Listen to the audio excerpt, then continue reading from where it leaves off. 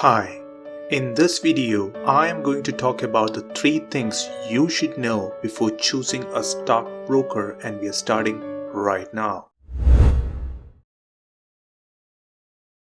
Brokers provide investors access to the stock markets.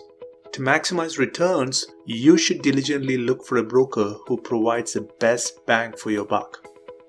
As an investor, it's never been a better time to shop for online brokers.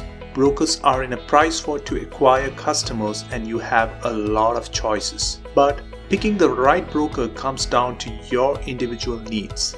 To begin with, you need to open a trading account with a broker.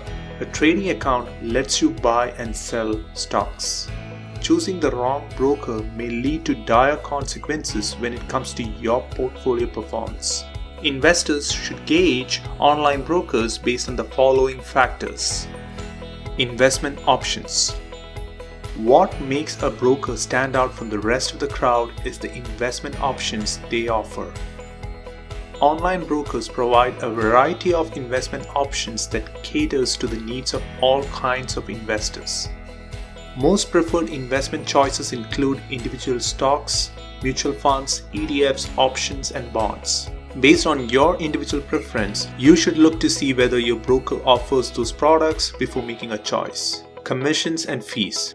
Fees associated with trading and maintaining a trading account can eat away a significant portion of your returns. You may not be able to avoid account fees completely, but you can certainly minimize them. Luckily, due to stiff competition, brokers have slashed down their prices, and today there are many online brokers who offers $0 in commissions. Other common fees to watch out for include annual fees, inactivity fees, trading platform subscriptions, and extra charges for research or data. Individual needs. Your personal situation and individual needs should also be considered before choosing a broker. For example, if you are planning for retirement, you should choose a broker that offers retirement products like IRAs. At the same time, if you are an active trader, you may want a brokerage that supports high volume trades and should also look into the broker's trading platforms and analysis tools. Now, if you are a beginner investor, your focus should be towards learning to invest. You should look for a broker that supports and educates you.